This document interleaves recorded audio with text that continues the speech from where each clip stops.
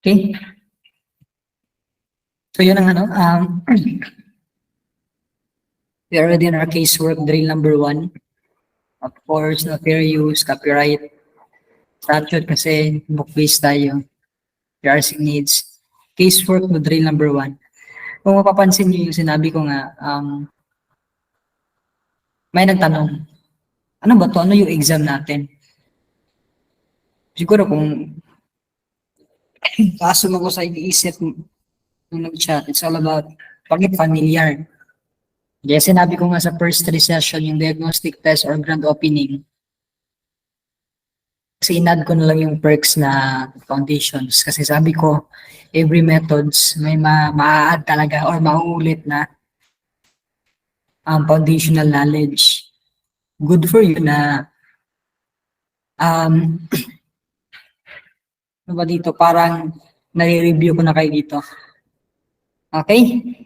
So casework pa rin tayo.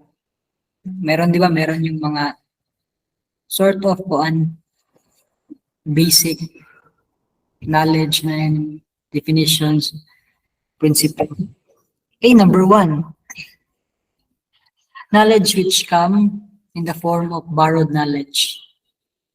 Okay, so I think ito yung sinabi ni Alfred Kadushin, Alfred Kadushin, or Leonard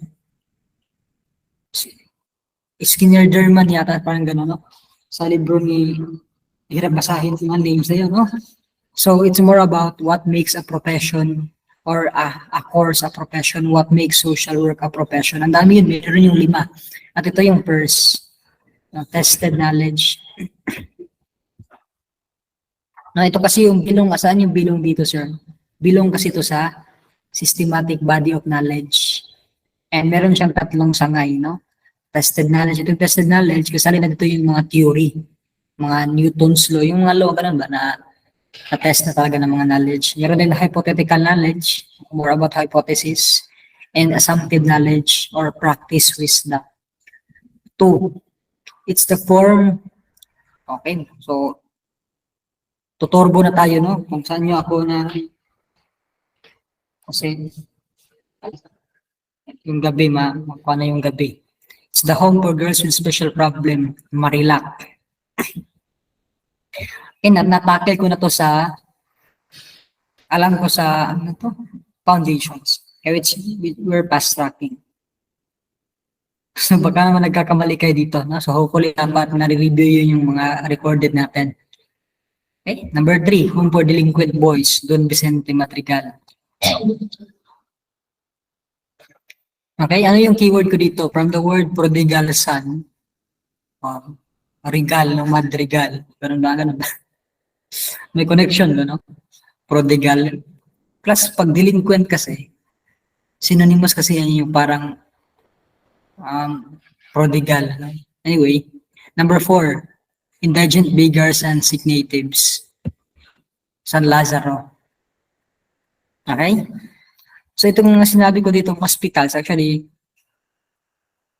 I think historically basis, may mga ganito pang hospital. Di ba, meron ako narinig ng mga San Lazaro Hospital sa Manila.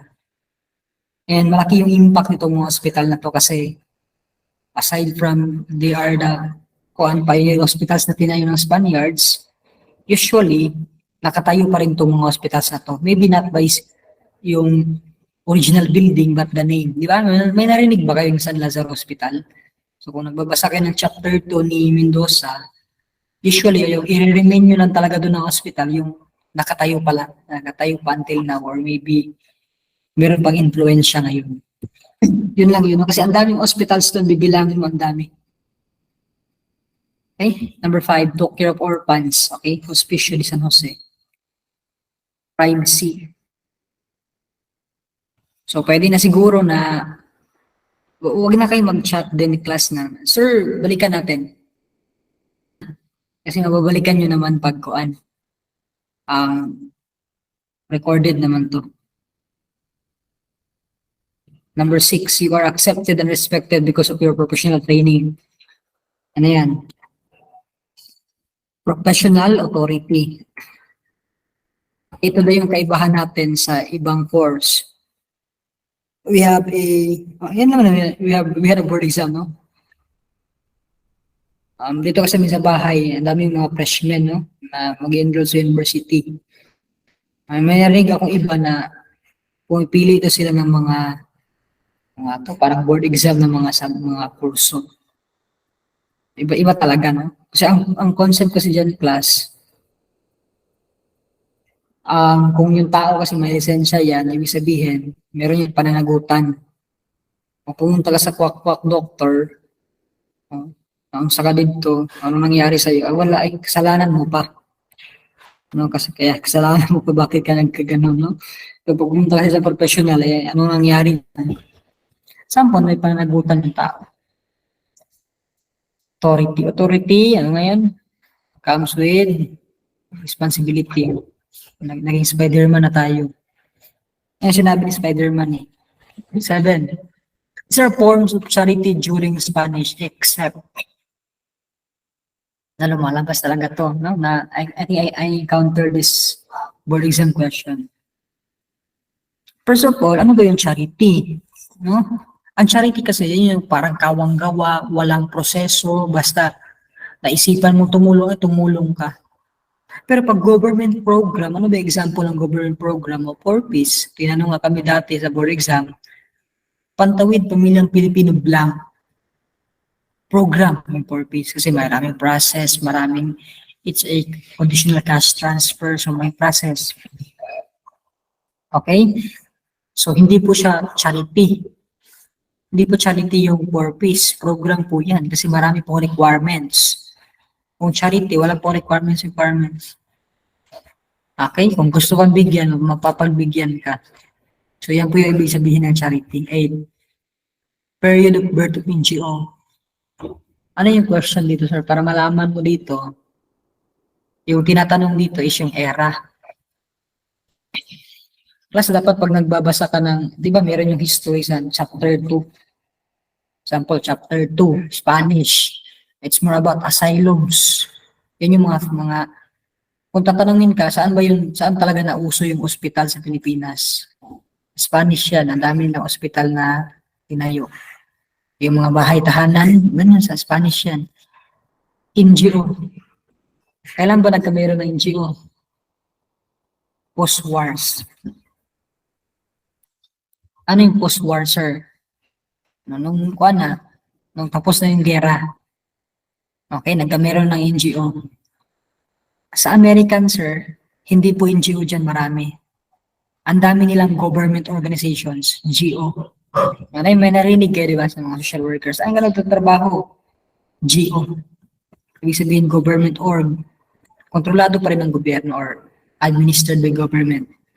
Nagkameron talaga ng mga NGO. Ang dami NGO, no? Name. Minute to name. Nung natapos na yung World War II. Kasi ang daming gustong tumulong. Okay?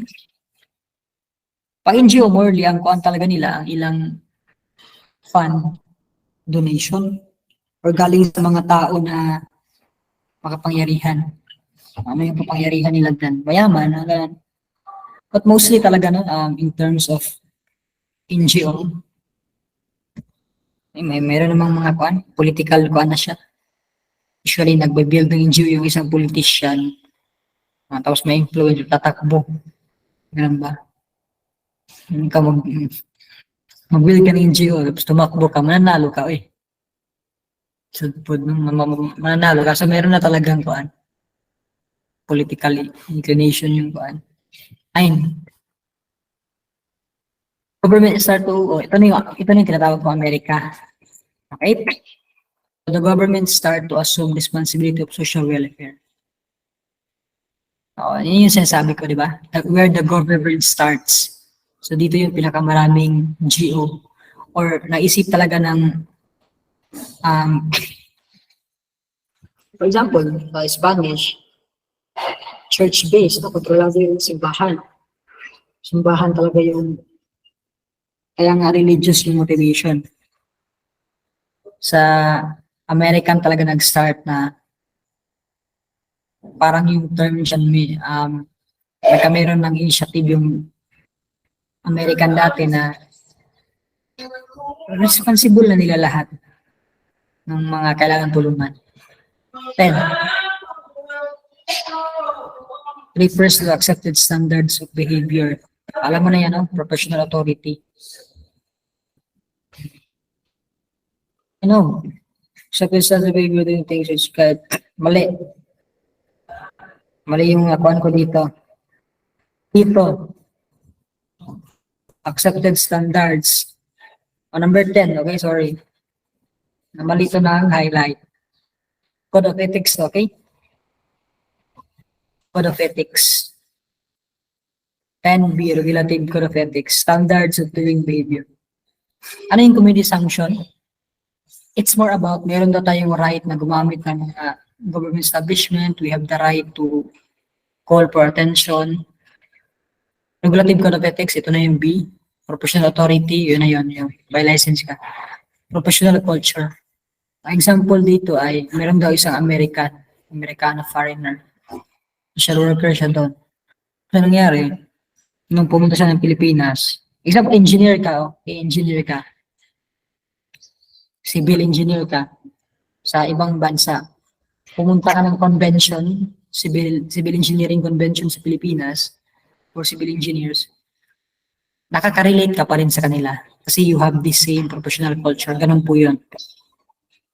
The result of man's activity of social functioning. Okay, so ano yung result? Take note mo. Result po yung pinag-usapan dito. So kung yung tao, no, result of man's activities in the course of interacting, nagiging, ang bunga niyan, bunga yung tinatanong. Socially functioning siya. Di ba, nag-intervention yung social work para matulungan yung social functioning ng tao. Kumbaga, tumutulong ka para may bunga. Ito yung result. Result is like bunga. 12. So, administration both is poverty. Okay. 13. Man is viewed as rational, okay? Ang ibig sabihin ng rational being, meron kang rationality. Ibig sabihin, you have the power to reason rational. So, democratic view of man. Ano ibig sabihin ng democratic? Di ba pag democratic yung isang government, parang hindi siya authoritarian. So, authoritarian parang one-sided. Pag democratic ka daw na leader, hinihingan mo na maswestiyon yung ibang tao. Uy, ano yung masasabi nyo? Ganito, ganyan. Ano yun? Okay, suggest naman kayo. So, naniniwala ka na may kakayahang magrason or ganun yung tao. 14. Status na eliminating due to. So, namumroblema daw yung social worker na binibigyan niya ng tulong yung isang tao, baka hindi magtagal. O ningas kogon. Ano yung ningas kogon, sir? Sa simula ka lang magaling. Ako, kaya class, no? Baka magaling tayo sa review, hindi sa board exam. Okay. Ako ang bobo ko sa review, totoo. Ako yung nakakuha ng world record sa review center na sinalihan ko. Ako yung nakakakuha daw ng pinaka-lowest. Iwan ko sa kanila. Ako nakakuha ng pinaka-lowest. 30 over 100. O, kayo dyan. Sino yung nagre-review dyan physical? Nakakuha ka na ba ng 30 over 100? Si Sir James nyo nakakuha na. Okay? So, ikaw wag ka. Anyway, sige lang, no? Be motivated. Si Sir James nyo nakakuha ng ganyang kaliit. Pero ikaw, umiiyak ka, 50 lang nakuha mo. Okay? Hindi pa kuha. It's not kuha. It's not the end. Ano, pinagalitan ako ng kuha man doon. Pinagalitan ako ng ngayon, reviewer namin. Kasi pinakaluwis 30 over 100. Anyway, 15 na. Taking one's pillow when he believes. Social acceptance. Taking one's pillow. Accept mo siya. 16, everything that surrounds an individual environment. Hindi po everything yan family. Ano yung question sa board exam in terms of family? Yan yung smallest unit. So, smallest social unit. Sa barangay din, lumabas din yung barangay. Smallest political unit. Okay? Community, kunin nyo lang yung meaning ng community. Lumalabas yan. Ang meaning ng community parang ganito. Hindi ko lang siya mag-verbatim. Parang it's more about meron dong specific area, tsaka merong specific size at merong specific population. And sila dyan, parang buo sila dyan buo. Yan yung parang meaning ng community. 17. Man as part of nature.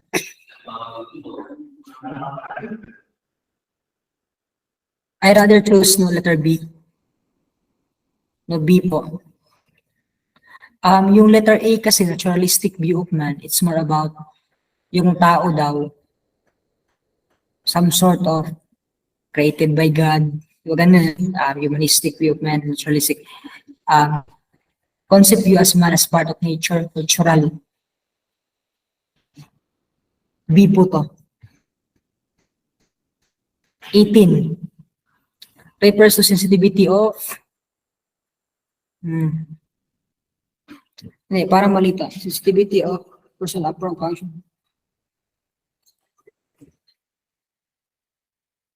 function of the individual against the laws of sentence. Atay. Guys, mali tayo dito. Ay, teka lang ha.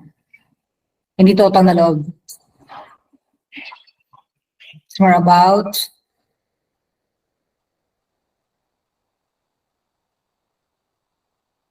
loss of, I'll search this. Are you there?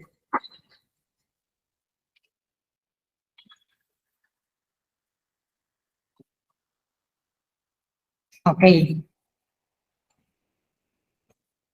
Tamang sagot dito ay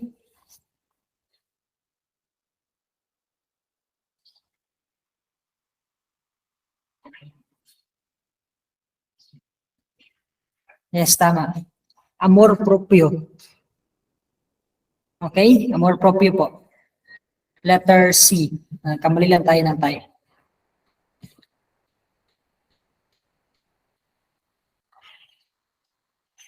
Sensitivity to personal approach. Parang may nahihiya yung tao dito, but then parang medyo ganun katulad yung amor proprio. Hindi po siya utang na loob. Utang na loob kasi it's more about tinulungan ka ng tao. Tapos ngayon, yung taong yan, nanghihingi ng tulong, parang ayaw mong tumanggi. So, C po to. 19, expression of interaction between human, okay? Helping relationship. 20, tells us about nature, Filipino life. Proverbs.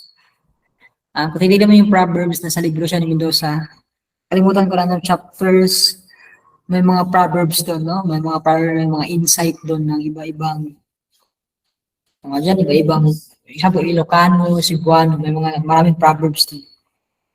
Even the Bible have Proverbs. 21. Refers to the right need of the client. Okay, ito po yung self-determination.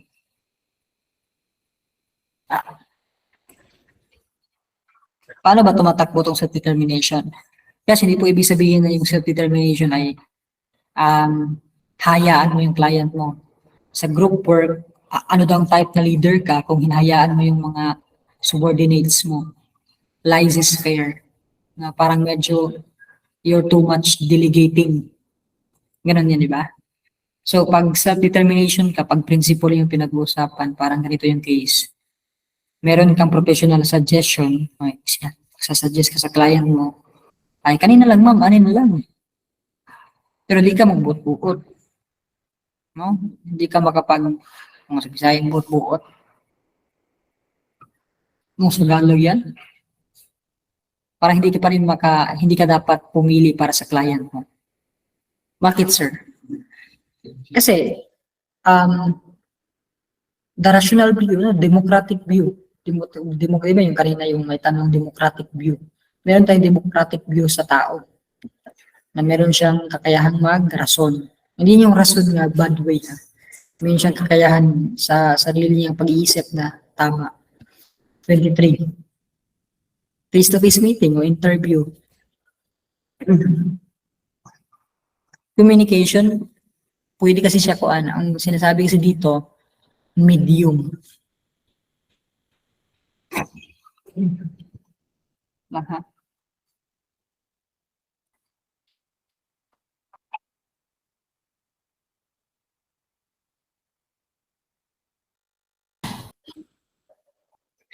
Ang kuan kasi dito, tinatanong medium daw, medium. Ano yung medium dito? Face to face, di ba? Face to face.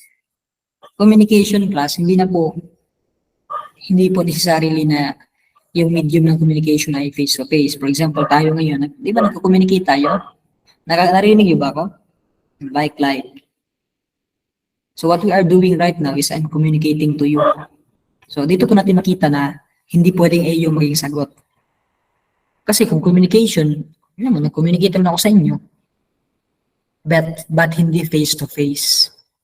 So pagkaintindi ko sa tanong ay face to face. I can communicate you without face to face. Ay, of course, nakikita niyo yung mukha ko, but online po to. So interview po yung mukhaan. Hindi po siya pwedeng tawagin interview, hindi siya face to face. 24, advocacy model requires social worker be an lobbyist. Ano yung lobbyist? Itong lobbyist, i-describe ko siya, ginagamit talaga ito ng mga advocate. So para ito plaso, meron kasi siyang mga skill na dapat meron ka. Example, skill of researcher ka. For example, nag-research ka ng ganito. May output ka na ng research mo. And then, ito pala yung reason bakit malnourish yung mga bata. It's because you have your research, you have your documentary. So yung documentary mo, ilalabi mo siya. Ano yung ibig sabihin na lalabi? Parang binibigay mo siya in a formal way but at some point privately. Ilalabi mo siya example sa meeting dun sa barangay, sa mayor's office, sa Senado, or Malacanang, kaya ano ba yan, no? So, yan po yung lobbyist. May nilalabi kang isang information para being an advocate, yung pinaglalaban mo, na matulungan yung taong yan, mangyari. Okay, ito, halata naman, no? It's all about instruction. Pag may instruction, kagad yan, education and training. If you are familiar, I think meron kayong subject na community education and training, di ba? The subject, it's all about pedagogy of teaching, instructional method, no? Facilitative at some point instructional. So facilitate yung mga tao, ganun. 26